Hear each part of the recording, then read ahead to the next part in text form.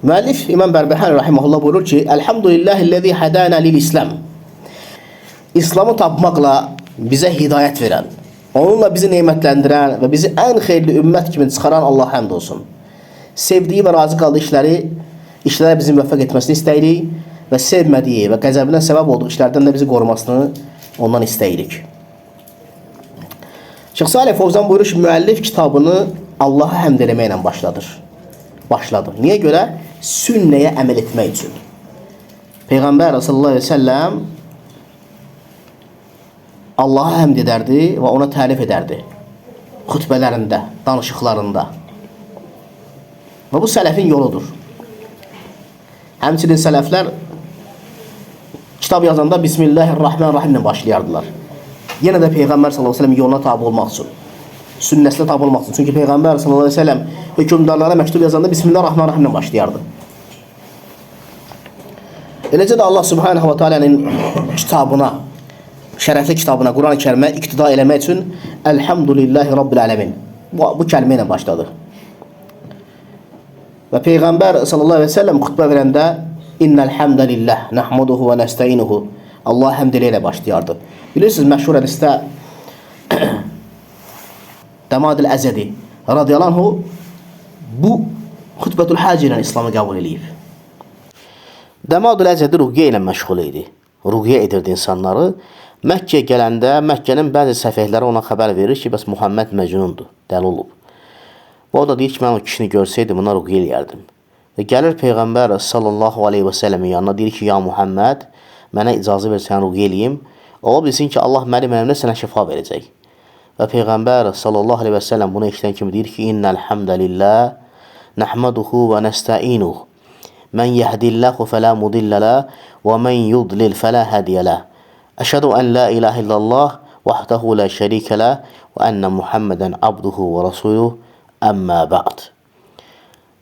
Və Dəmadil Əzəd dedi ki, təkrarla bunu, sən nə dedin? Və Allah Rasulü sallallahu aleyhi və səlləm bunu 3 dəfə təkrarlayır. Və deyir ki, vallahi mən deyir, sehirbazların sözünü eşitmişəm, şairlərin sözünü eşitmişəm, kahinlərin sözünü eşitmişəm. Belə bir söz heç vaxt həyatımda eşitməmişəm.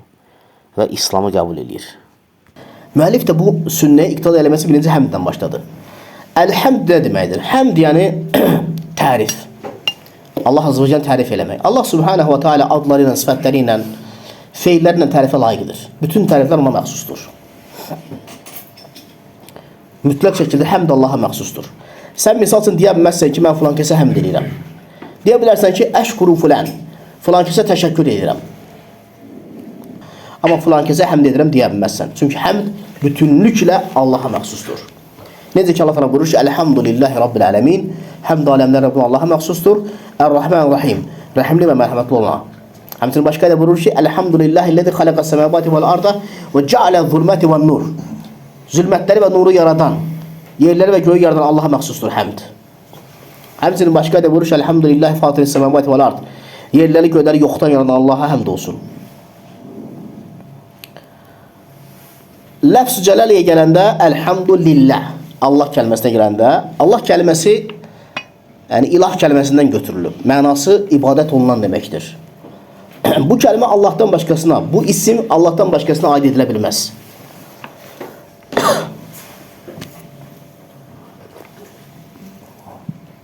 Hətta ən şiddətli kafirlər belə bu ismi özlərini qoya bilməyiblər. Hətta Firon belə. Firon deməyib ki, ən Allah, mən Allaham. Deyib, ənə rabbukumul ə'lə, mən sizdən öncə Rəbbinizəm. Ona görə Allah kəlməsi heç kəs özünə onu qoya bilməz, adlandıra bilməz bu adına. Bu ad xüsusi olaraq Allaha aiddir. Rabbul Ələmin deyildikdə, yəni aləmlərin Rəbbi. Allah Subhanahu wa Ta'ala bütün məxluqatın Rəbbidir, onları yaradandır, onları idarə edəndir və onların məbududur, onların ilahıdır, bütün məxluqatın. Və deyir ki, Allah Subhanahu wa Ta'ala bizi də İslam'a hidayət etdi. Allah Subhanahu wa Ta'ala İslam'a bizi hidayət etdi və onunla bizi nemətləndirdi, ruziləndirdi. Ona görə İslam dini nemətdir, ən böyük nemət insan üçün. Allah Azze ve Celle buyurur ki, "El-yevme ekmeltu lekum dinakum ve etmemtu aleykum ni'meti ve raditu lekum l-İslam'e dinen." Bugün sizin dininizi kamilləşdirdim, sizə olan nemətimi tamamladım. İslam dinini sizin üçün bəyənib seçdim. Deməli, sizə olan neymətimi tamamladım. İslam dini nədir? Neymətdir. Ən böyük neymət ki, Allah tamamlayıb onu. Müsəlmanlar üçün tamamlanmış ən böyük neymət İslam dini. Həmçinin Allah buyurur ki, "Qul bi fadlillahi və bi rahmetihi febidəlike felyafrahu." De ki, bu Allahın lütfu və rəhmətidir. Qoy sevinənlər bununla sevinsinlər. Dünya ilə yox, bununla. Quran Allahın nemətidir. İslam Allahın nemətidir. Allahı tanımaq, ona ibadət etmək həqiqətən nemətdir. Və bu da şeyxin öz etirafıdır. Şeyx ki, kitabını bununla başlayır. Elhamdülillah Rabbil Alemin. Həmd ilə Allaha. Sonra deyir ki, həmd olsun Allah ki, bizi İslam'a hidayət edib. Allaha bu hidayət nemətə görə etiraf edir, şükr edir.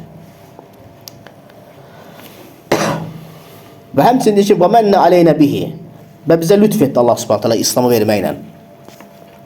Və bizi ümmətlər içərisindən çıxartdı. Həqiqətən də Peyğəmbər sallallahu əleyhi və səlləm necə ki xəbər verir Allah Taala ayədə "Kuntum xeyra ummetin uxrijat lin-nas." Peyğəmbər sallallahu əleyhi və səlləm ümmət haqqında deyir ki, siz ümmətlər içərisindən çıxarılmış ən xeyirli ümmətsiniz. Yəni bu ümmət həqiqətən də bizdən öncəki ümmətlər içərisindən çıxarılmış ən xeyirli ümmətik. Nəyə görə? Yaxşılıqları əmr edirsiniz deyir Allah Taala. Pislikdən çəkindirirsiniz, münkərdən, Allaha iman gətirirsiniz. Və müəllif də buyurur ki, bizi insanlar içərisindən çıxartdı, ümmət olaraq, xeyirli ümmət olaraq çıxartdı. Və Allahdan deyir, istəyirik ki, Allah Subhanahu wa Taala bizi sevdiyi və razı qaldığı işlərə müvəffəq etsin və ikrah etdiyi, qəzəbləndiyi işlərdən bizi qorusun. Həqiqətən də insan daima Allahdan sabitlik istəməlidir. Haqqın müvəffəq olduğuna görə, ona əməl etdiyinə görə, ona etiqad etdiyinə görə. Əgər sən doğru şeyə etiqad edirsənsə, doğru etiqad üzərindəsənsə, sən Allaha daima həmd eləməlisən. Allahdan sabitlik istəməlisən buna görə. Çünki heç kim əmin deyil ki, fitnə gələcək, onun qəlbinə girməyəcək, onu aparmayacaq. Heç kim əmin deyil bundan. Allah onu azdırmayacaq, heç kəs əmin deyil. Ona görə Peyğəmbər sallallahu əleyhi və səlləm deyir ki, "Ya muqallibal qulub, səbbit qalbi alə dinik" dualarında. Ey qəlbləri çevirən, qəlbimi dinin üzərində sabit elə. Allahın xalili olan bu cür dua edirsə, biz necə dua etməyik? Eləcə İbrahim əleyhissalam deyirdi ki, "Vəcnubni və beni an na'budul asnam." Məni və ailəmi bütlərə ibadət etməkdən uzaq tut. Rabbi innahun adlalna kəsiran minən nas. Ey Rəbbim, onlar insanları nə qədər insanlar azdırdılar.